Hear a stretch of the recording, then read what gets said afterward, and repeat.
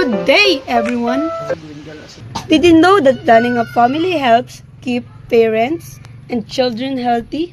Today, we will talk about contraceptive measures and why they are important in family planning.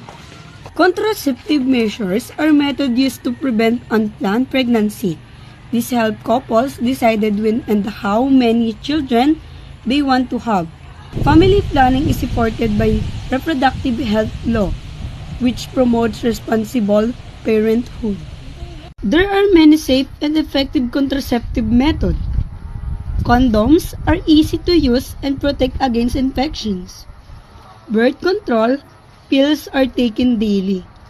Injectables work for months and IUDs can last for years.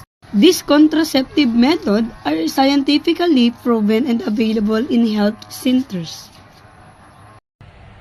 These contraceptives are safe and effective when used correctly. It is better to consult a health center for a better advice.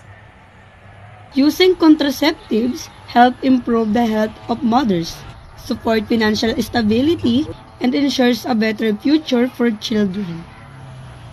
Together, let's plan wisely for a better tomorrow.